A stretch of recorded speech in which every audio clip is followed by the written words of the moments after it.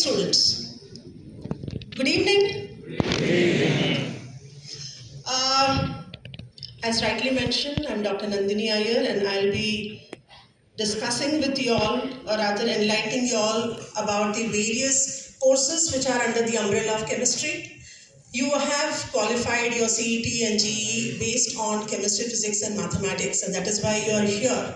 So definitely I know that you have a flavor of chemistry which you have studied in so many years. But what is our responsibility together is to align these courses, whatever is the subject knowledge, to the application which will definitely take place when you become an engineer. Okay, so you are the technocrats and you are going to convert whatever is the knowledge into technology. So this is what is our effort, and that is how I'm going to really walk you through the various courses. So you have to make the choice out of all of these courses which are there. Fine. So let me begin.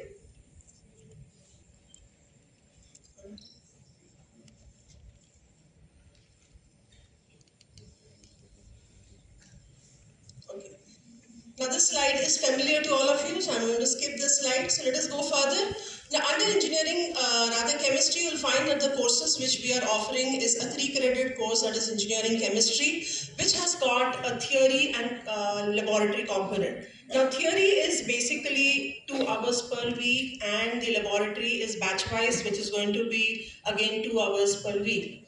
Now, this will be followed by the next 3 important courses, which is a 1-credit course and which will be only a theoretical subject, which will not have a lab component as mentioned by all the previous speakers. So in this, the courses which we are offering is nanomaterials and emerging technologies, polymeric materials and engineering, and emerging technologies and energy storage system. Now let us move on to the engineering chemistry courses. What is there in store for you? You'll find that in this case, the first one which we have is analytical techniques for engineers. Now we all know that which connects chemistry with engineering are materials. Now how are we really going to understand how the materials are important for the application of engineering? Because we know that materials play a very significant role in engineering and for making technology. So we are going to understand what are the various structure property relationship in this, how we are going to analyze the various materials, and how we are really going to understand structure property relationship and put it into use. Okay, so this is across all branches of engineering. In material of whatever is the branch, each and every student should know what are the analytical techniques for engineers. Now this is followed by the electrochemical energy storage system. Now we all know that we are trying to find out what are the various sources of energy and how are we going to store these energy in various systems. So here you'll find that we are going to teach in breadth and length about the various fundamentals of the energy storage system,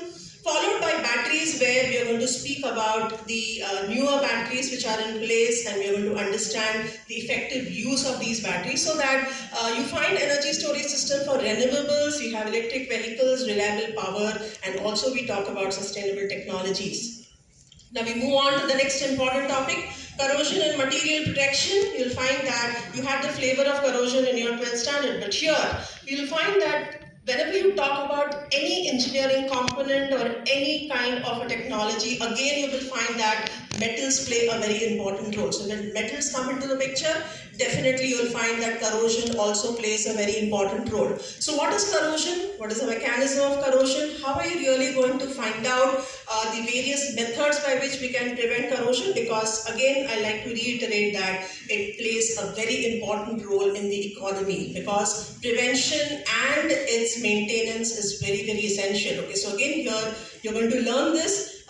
Last but not the least, under engineering chemistry is water technology. So I've always mentioned this to the students, that we have been studying water for so many years. But then what are we looking at water here? Now here we are looking at water as an engineering material, where it finds n number of applications in the various sectors. It could be industries, it could be agriculture, daily life. You'll find that what is the right water quality parameter, what are the various desirable parameters that you should learn and you should know how to find out. And then analysis of the water quality, or rather analysis of water to find the right quality, also plays a very important role.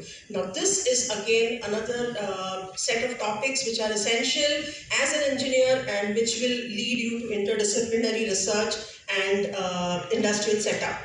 Next is the one credit course which I'm going to enlighten, that is basically the nanomaterials and emerging technologies.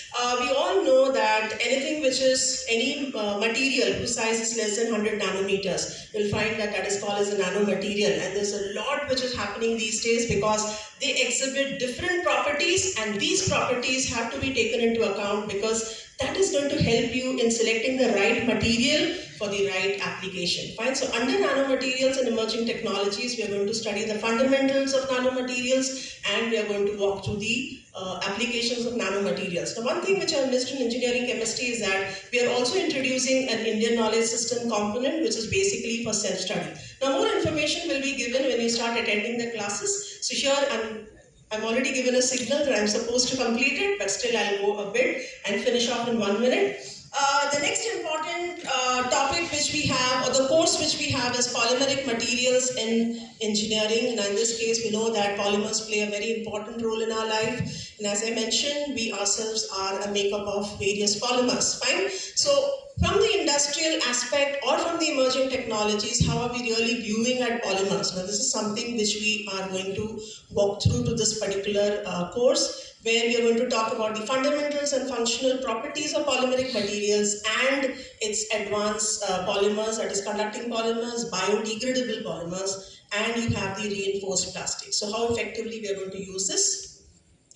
Last but not the least, they are the emerging technologies and energy storage. So you will see that in engineering chemistry, we had a small component of electrochemical energy storage systems. So there our focus was on the fundamentals, and we were dealing with batteries.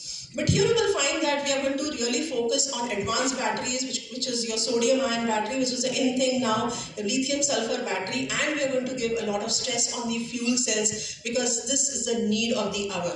And in that, again, we are going to speak about the hydrogen storage and production. Fine. Now, this is all from the chemistry basket which we have. So students, happy learning. I'm sure that you will make the right choice in selecting the courses, and it is going to enhance your knowledge to become an effective engineer. Thank you so much.